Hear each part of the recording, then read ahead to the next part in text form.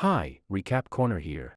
Today, we're gonna be doing a big breakdown to discuss our film No Mercy. If you enjoyed the video, hit that like button and don't forget to subscribe for more exciting videos like this one. Your support means a lot to me, thanks for watching. The film opens in the riverbank. Two photographers were attempting to capture the perfect shot of the native avian population when they stumbled upon the lifeless body of a woman. At the same time, renowned forensic pathologist Kong was concluding a lecture at the police academy, his final semester as a professor, as he plans to retire and spend more time with his daughter, who currently resides in the United States. She was meant to visit him today, but her plans were delayed. Once the class was over, Kong was summoned by the police to examine the body discovered near the river. To his surprise, he found his former student, Detective Min, already at the scene. Min struggles to gain respect from her colleagues as a woman in the male-dominated field of law enforcement, often being assigned to menial tasks. However, she stumbles upon a crucial piece of evidence in the form of mysterious footprints at the crime scene. Kong, a renowned forensic pathologist, examines the body and discovers that it has been brutally dismembered, with the exception of one missing arm. As the investigation progresses, the team discovers that the victim is a 29-year-old woman named Una who was previously reported missing. Kong solicits theories from the team and Min posits that the perpetrator intentionally left clues for them to find and identify the body.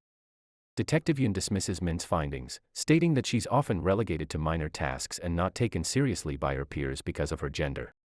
However, Kong recognizes the significance of the mysterious footprints and agrees with Min's theory that the murderer wanted them to find and identify the body.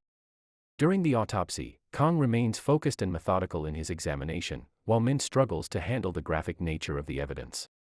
Despite this, Kong includes her in the examination and provides her with a summary of the preliminary findings. He reveals that the victim, Una, died from a fractured skull caused by a long, hard object, and traces of granite were found in her nostrils and mouth, indicating the location of her death. The team discovers that Una's body was dismembered by the sea and then moved to a different location before being thrown into the river. This adds an additional location to their list of potential crime scenes. Min recalls that there is a construction company working on the coastal reclamation project and their factories are located near the seafront. Meanwhile, Yun discovers that Una had a boyfriend. The police are divided into teams to investigate both leads. Yun scours the city for any leads on Una's boyfriend and ends up arresting multiple gamblers before finally coming across Byung-do, who was playing the horses. He is taken to the station for questioning, but he insists that he hasn't seen Una in a month and was gambling on the night of the crime. While investigating the case, Min speaks with several factory managers who insist that their operations are always running at full capacity and that it would be impossible for a murder to occur on their property without being noticed, due to the constant presence of protesters. However, despite their claims, the missing arm of the victim is discovered in the soil at one of the factories. Later, in the evening, Min visits Kang's home to discuss the case and is instructed to open the door with a piece of rope he left for her, as the electronic lock is not working. After presenting the crime pictures to Kong, he concludes that the killer is trying to send a message and that the three locations are connected. Min then spends the night investigating the locations. The following day, she presents an in-depth report, despite Yun's attempts to discredit it, and Chief O allows her to present it. The I Love Venus environmental group had been trying to prevent the construction company from causing harm to the sea and river ecosystems. The group's leader, Sung-ho, wrote a book drawing parallels between the local river and the famous statue of Venus, and how the government's destruction of the river coasts is similar to how Venus was dismembered in the past. The damage done to Una's body corresponds to this imagery, and all three locations where her remains were found were under construction by the same company. On the day of the crime, there was a conflict between the workers and the protesters, resulting in a 20-minute halt in operations, providing enough time for the killer to commit the murder. Min takes the lead in the interrogation of the leader, Lee Sung-ho, who had been protesting against the construction company's impact on the local river and sea life. His disability, which causes him to walk with a cane, matches the twisted footprint and small hole found at the crime scene. Despite his easy surrender, he remains fixated on the importance of preserving the river's ecosystem, making it difficult for Yun to extract any information about the murder. She knows Sung-ho's family was one of the many who lost their ships and livelihoods when construction began, leading to the loss of their homes and even the deaths of his father and sister. Min also presents new evidence, a footprint taken outside that matches the one at the crime scene. Confronted with this evidence, Sung-ho confesses to the murder. Meanwhile, Kong is at the airport waiting for his daughter, but she never arrives. He is approached by a stranger who hands him an envelope from Sung-ho, containing pictures of his kidnapped daughter Hai-1. Kang attempts to question the stranger, but they have already left, and he is left with a sense of dread as Min informs him that Sung-ho is the kill. Kang rushes to the police station after receiving a call from Min, informing him that the killer has been apprehended. On his way, he calls a friend at customs who confirms that his daughter, Hai-1, had indeed arrived in the country as planned, and that the delay in her visit had been a lie from the kidnappers. At the station, Yoon is questioning Sung-ho for more information, but he remains tight-lipped, only glancing at the clock as if waiting for something. Kang arrives and requests a moment alone with Sung-ho, who shows no surprise at seeing him.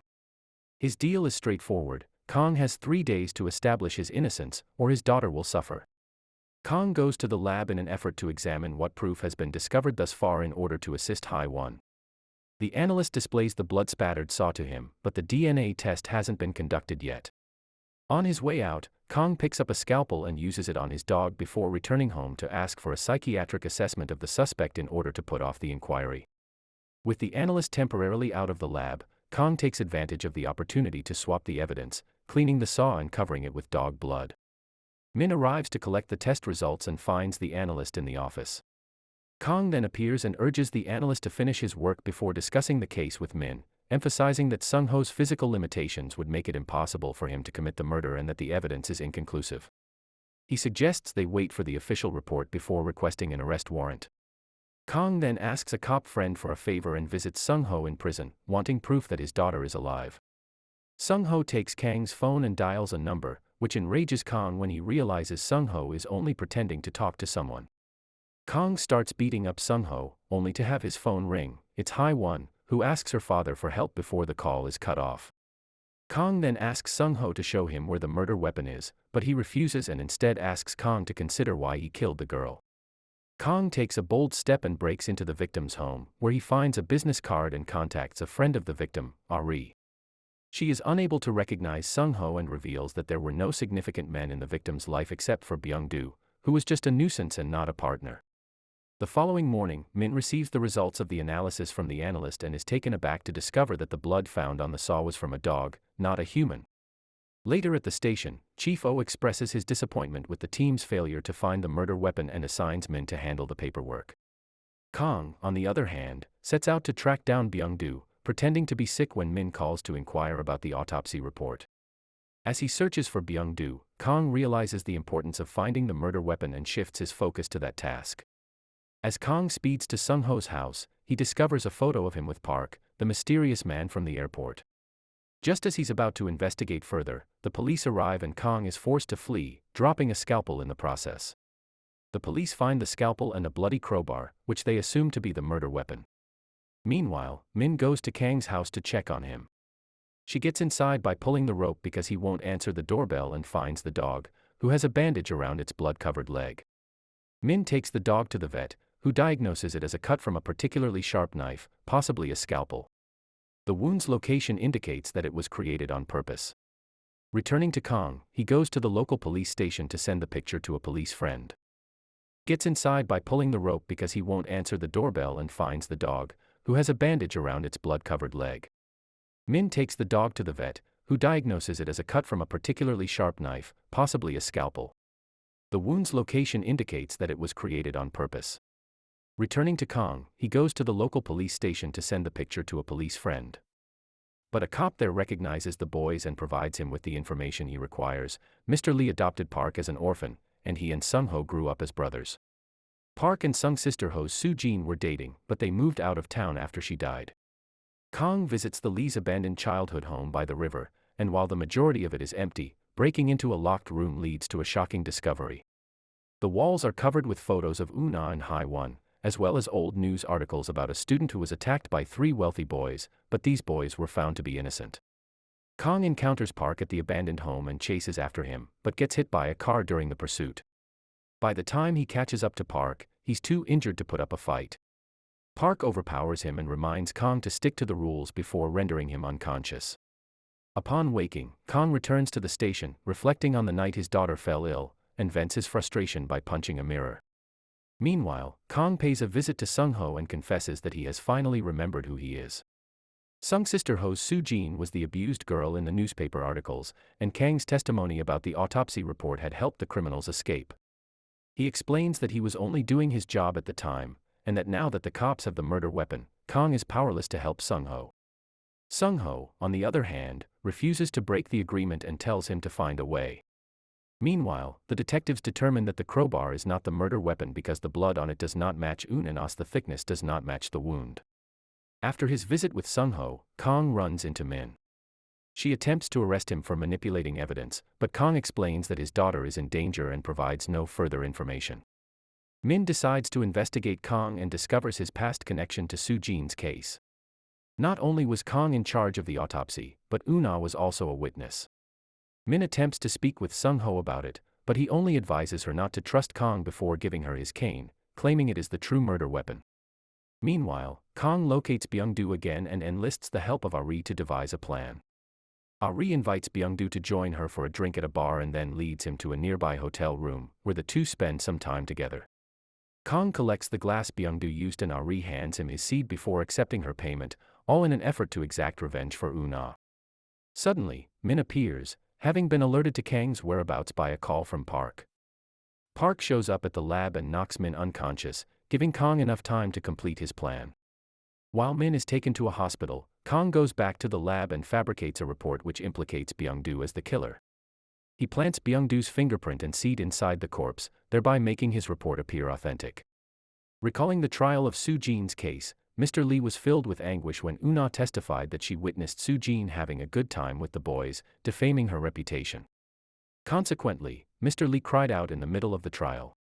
Kang gave evidence that no torn tissue was found in the victim's body, indicating there had been no violence or force used. This, combined with Sung-ho's lawyer's explanation that his confession had been obtained under duress and was now being retracted, led the judge to rule in favor of the three boys, declaring them innocent.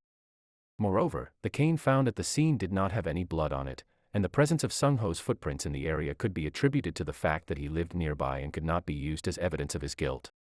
The autopsy report arrives, and the detectives are forced to release Sung-ho and arrest Byung-do instead. Park picks up Sung-ho at the station, and Kang follows them to their house. A friend of Min's brings her some information at the hospital. In Soo's case, Jin's two different autopsy reports were used, and one of them did include tissue damage, implying Kang lied.